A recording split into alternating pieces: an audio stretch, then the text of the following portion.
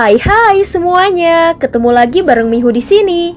Oh ya, kali ini Mihu akan membawakan alur cerita Donghua yang berjudul Battle Through the Heaven. Mihu mengingatkan sekali lagi ya bahwa konten ini full spoiler.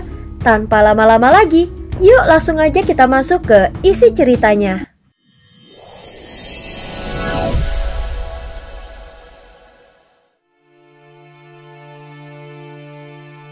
Melanjutkan dari kisah sebelumnya.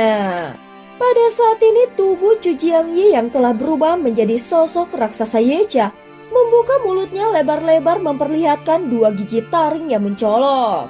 Rambutnya yang kusut tampak seperti kobaran api yang menyala di malam hari. Dalam sekejap mulut besarnya mencoba menelan Xiaoyan bulat-bulat. Dari dalam mulutnya ada semburan darah hitam yang langsung bergegas ke arah Xiaoyan. Sepertinya segala mantra dan teknik milik Chu Jiangyi sangat mengerikan dan mengintimidasi. Namun ekspresi Xiaoyan tetap tenang dan dia bahkan semakin fokus. Dalam sekejap tubuhnya membesar menjadi 100.000 kaki. Dan simbol-simbol aneh mulai terlihat dengan jelas di sekujur tubuhnya. Pada saat yang sama, Xiaoyan membuka matanya. Itu adalah jejak klan Yuanzhen yang menjadi sumber kekuatan utamanya. Saat Xiaoyan mengepalkan tinjunya dan menyentuh bintang ilusi pertama, kekuatan tubuhnya langsung melonjak dengan tajam. Saat menyentuh bintang kedua dan yang ketiga, sebuah cahaya abu-abu segera keluar dari kepalanya dan tinjunya membesar seperti bintang yang akan meledak. Tinjunya yang dahsyat itu segera melampaui ukuran tubuh Yecha raksasa ciptaan Chu Jiangyi. Dalam sekejap, pukulan itu menerangi seluruh ruang hampa dan membawa kekuatan penghancur yang luar biasa kuat. Pada detik berikutnya, kilatan petir kehancuran menyapu langit mengisi ruang dengan dentuman yang menakutkan. Pukulan itu tampak sederhana, tetapi itu mengandung kekuatan yang bisa menghancurkan dunia. Semua kekuatan ini berasal dari klan Yuanzhen Ranah Kuno. Daya tabrakan dari dua kekuatan dahsyat itu mengguncang kehampaan. Dalam sekejap, kekuatan tak terlihat menghancurkan ruang sekitar dan tekanan mencapai puncaknya, menyebabkan terjadinya ledakan. Meskipun hantaman dahsyat menghantamnya, namun tubuh Xiaoyan tetap berdiri tegak dan tidak bergeming. Di antara dua tinju yang saling bertabrakan, tampak muncul gelombang energi penghancur yang luar biasa hebat. Bahkan Xiaoyan sendiri tampak tidak percaya dengan kekuatannya. Saat ini ketiga bintang di dahinya berkilat dengan gila. Dia yakin bahwa kekuatan ini berasal dari leluhur klan Yuanzhen raksasa yang pernah dia lihat di dalam kegelapan sebelumnya. Apakah ini kekuatan lain dari avatar Yuanzhenku? Xiaoyan berpikir di dalam hatinya. Dia merasa seperti telah benar-benar membangkitkan warisan kekuatan kuno dan mampu mengendalikannya sepenuhnya. Saat ini dia terkejut sekaligus senang. Kekuatan bertarungnya ini membuatnya merasa seperti ikan di dalam air. Meskipun kekuatan Chu Jiangyi sangat hebat, namun tekanan darinya sudah tidak berarti lagi. Saat berikutnya suara retakan terdengar dari dalam kilatan petir yang memenuhi langit. Sosok raksasa Yecha yang diciptakan Chu Jiangyi akhirnya tidak sanggup lagi menahan kekuatan pukulan Xiaoyan. Kemudian tubuhnya meledak berkeping-keping. Xiaoyan tidak tahu berapa lama kekuatan ini bisa bertahan. Namun dia tahu satu hal bahwa kekuatan ini bukanlah miliknya. Oleh karena itu dia harus memanfaatkannya sebaik mungkin dan menyelesaikan pertarungan ini dengan cepat.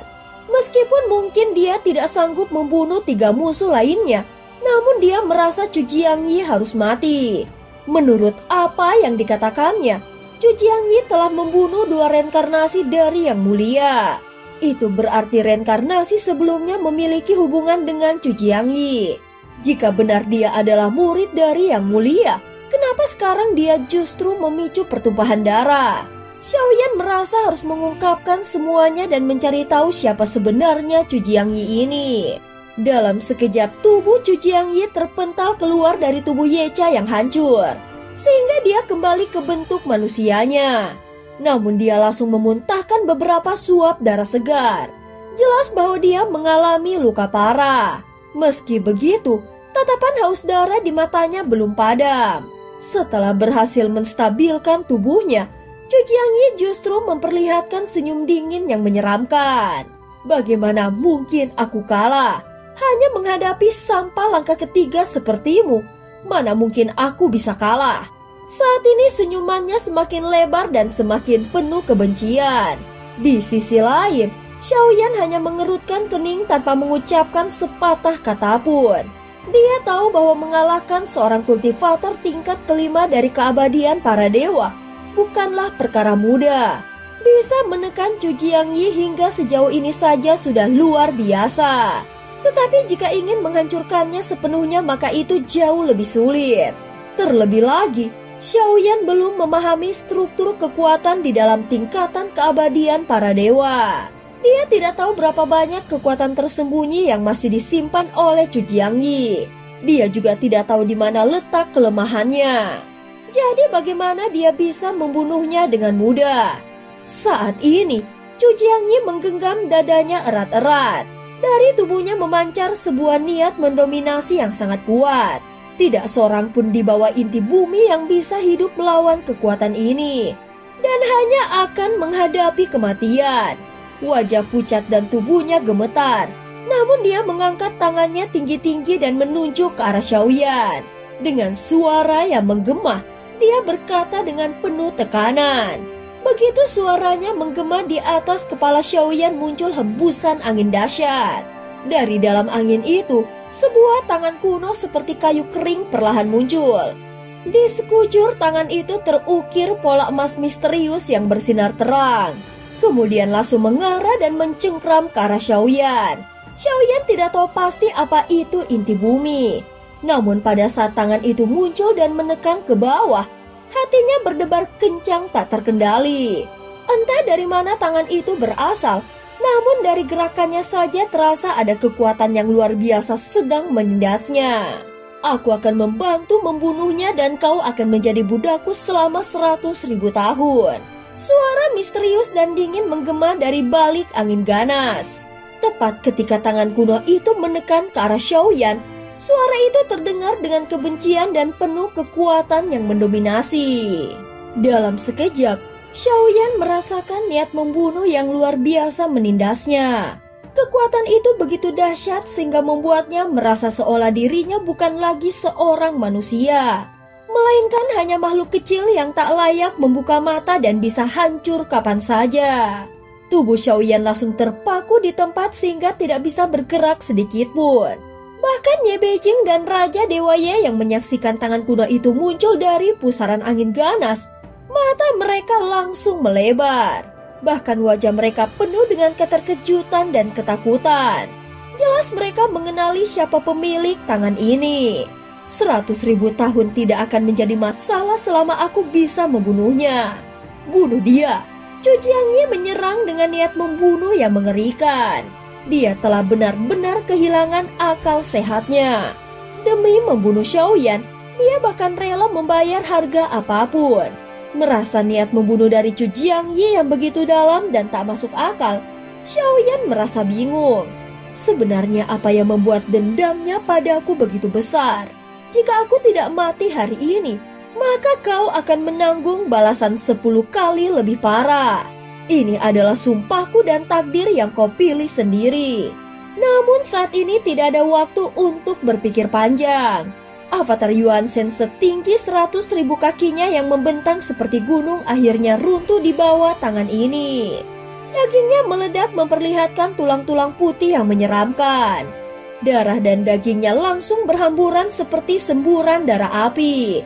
Kekuatan dari tangan kuno itu terlalu besar. Bahkan tubuh raksasa Xiaoyan tidak mampu menahannya. Dalam sekejap tubuhnya hancur berkeping-keping. Namun Xiaoyan sudah terbiasa dengan rasa sakit seperti ini. Dia tidak mengeluarkan teriakan dan tidak ada suara rintihan. Hanya ada suara tubuh yang meledak dan keheningan yang menakutkan. Sementara itu, dada Chu Jiangyi naik turun dengan kasar. Nafasnya berat namun ekspresinya menjadi puas. Melihat tubuh Xiaoyan yang hancur, dia merasa semua ini sepadan. Akhirnya semut itu mati. Namun tepat saat tangan itu hendak menekan ke bawah lagi, darah dan daging Xiaoyan yang telah meledak kembali menyatu. Dari dalam lautan darah, muncul sesosok raksasa setinggi 1.000.000 kaki. Hahaha, hari ini kau datang untuk membunuhku. Tidak peduli siapa kau sebenarnya, dari dunia mana kau berasal, dendam ini aku Xiaoyan akan mengingatnya.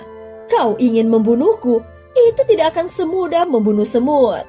Mungkin yang lain mudah kau hancurkan, tetapi aku bukanlah makhluk lemah yang bisa kau injak seenaknya. Teriak Xiaoyan. Segera simbol-simbol melilit tubuh raksasa Xiaoyan dengan satu tangan. Dia mengangkat tangannya dan sebuah inti kekuatan klan Yuanzhen terbentuk di telapak tangannya. Hanya sisa-sisa dari klan Yuanzhen, senjata itu milikku. Suara dingin, agung, dan tak tergoyahkan dari pemilik tangan itu terdengar lagi. Begitu suara itu bergema, lengan Xiaoyan yang menggenggam inti klan Yuanzhen langsung meledak sehingga tidak bisa menguasai inti itu dan ditarik langsung ke telapak tangan hitam yang mengerikan. Seketika tatapan Xiaoyan dipenuhi dengan tekad. Dia semakin yakin sekarang bahwa niat membunuh yang dia rasakan sebelumnya bukan berasal dari 4 monster tua di hadapannya, tetapi itu berasal dari tangan hitam kelam yang keluar dari pusaran angin merah itu. Dan cerita pun berakhir. Terima kasih udah dengerin Mihu dari awal sampai akhir ya. Sampai jumpa.